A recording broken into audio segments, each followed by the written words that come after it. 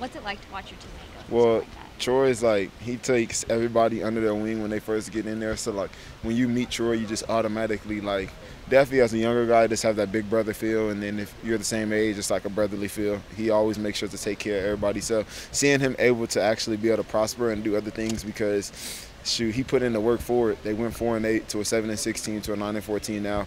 We're 8-1. So he did, like, he went through everything to be able to help change his program. So I'm glad he has the opportunity to be out there and be able to dance, because we're up by enough to where he doesn't have to play in the fourth quarter and be in positions to where he wasn't in as a true freshman. I have to play all the games my freshman year, sophomore year, and then his freshman year too. So it's just like he finally has the ability to do that. What sets him apart from other teammates that you've had? His leadership ability. He stepped up more and more each year. He never changed himself as a person, but he just stepped up his leadership and is demanding more. And when you're making plays and you're doing all the right things, you can do that. You played Tate twice. You guys haven't given up much in the run game. What's the key to sort of when he's out there? He's had some 100, 200-yard games against others, but been to like 32 times you played against him. Pursuit to the ball. That's the only thing. That's the only way to stop somebody like that. He breaks every first tackle, and he's not like he's a running back at quarterback. He's fat. He can outrun you. He can run you over. He can juke you. So you just got to be able to have as many people as coming to the ball and everybody attacking the right leverage and right angles. What's preparation like when you know there's two guys and they could rotate not just two starts, but they could rotate almost by possession? You just got to make sure we all make sure we go down the film, know what to expect from each quarterback and when they're in, and what you're not expecting, and just make sure you know your tendencies and know your clues that they give you.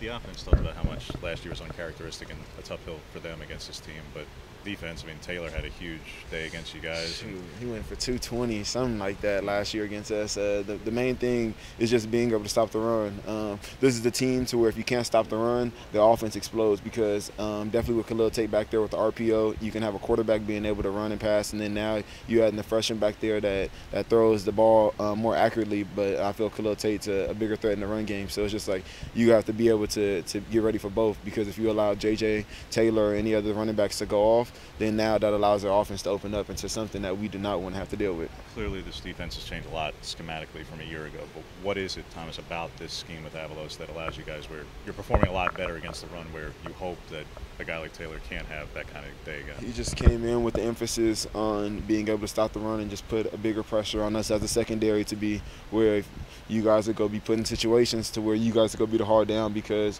we rather force them to make a perfect throw or force them to make that throw every time than give up them runs straight up the middle or all them open gaps. So it's just been able to do that, and then we kind of just, as a defense, when I first got here, we just kind of said that we want to be the strength of this team. So we're just trying to keep doing that and keep pushing. A lot of guys don't think about the secondary being in run support a lot, but because he did a lot off tackle last year, it actually matters a whole lot to you guys in this matchup, right? Because he did a lot off tackle in that game. Yes, it does when the receiver comes down and cracks us, forcing us to be able to make tackles in open space, and which I said multiple times this year is the hardest thing to do.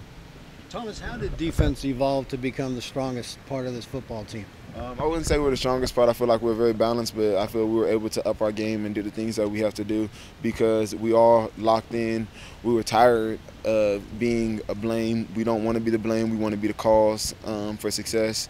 And if we do lose, we'll still take the blame, because at the end of the day, if the offense scores 7 points, that's on us, because we have to stop them. So just being able to change the attitude and the mindset of that whole defensive room, starting with leaders like Troy Dye, Jordan Scott, Javon Holland, it's just everybody just said, everybody has to do their 1%, and that's going to make our team better. And so that's what we've been trying to do. Coach Cristobal came from Alabama to this program. Yes. How do you think, what do you think he got from a program in that part of the country and that style of football that he brought to the West?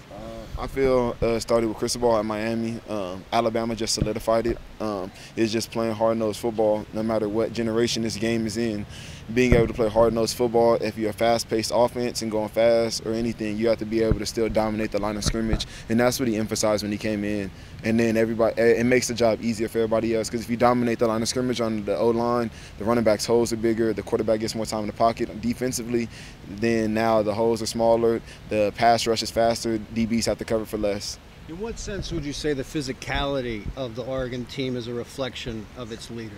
It started in the weight room. We all got bigger, stronger, faster, and then allowed us to be able to play more physical. And then the depth of everybody, allowing these recruits to come in and actually step up. KT, Mace, Javon Holland last year. So it's just like we have a lot of these dudes. Oh, Panay Swell, you can't forget about him.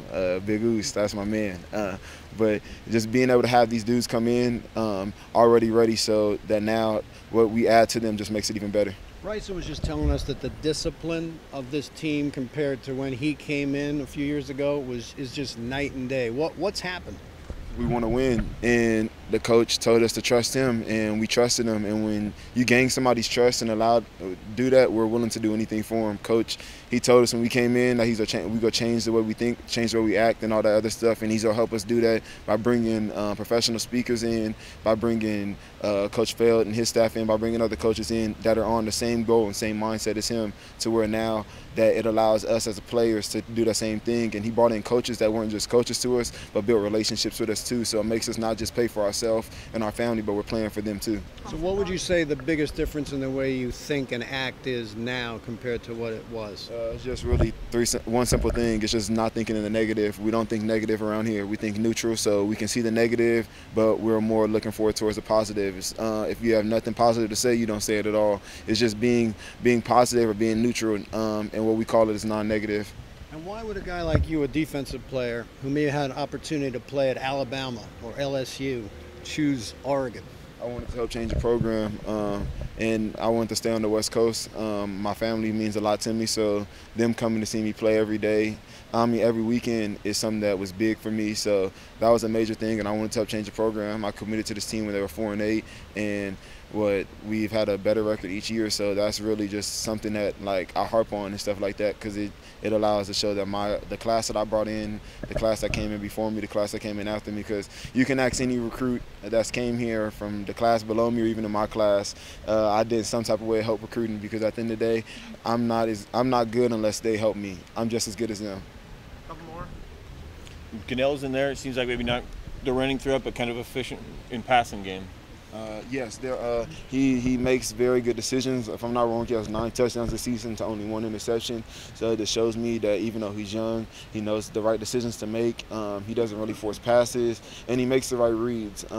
And that's really just all we have to do. We have to force that to force him into certain situations that he doesn't like, or thinking that it's one coverage and it's not. So we just have to make sure that we trouble him. And that's any quarterback, and get pressure on him, get him off his spot, because I don't care what you tell me, you can throw any quarterback in college football and you let them sit clean in the pocket, and they go throw for 300 on you every day, and they might go 100%. So you just got to get him off his pocket and force him to do other things that he does not like. You guys lead the nation. You guys lead the nation in interceptions by a pretty wide margin right now, by 3 over every other school. Why is that, and how much pride do you guys take in that? Well, we work on that every day in practice. Even in our walkthrough days, they still throw the ball to us and we still catch them. So we just make sure to harp on that. You see dudes every day after practice. You'll see them hop on the jugs, come before the weight room.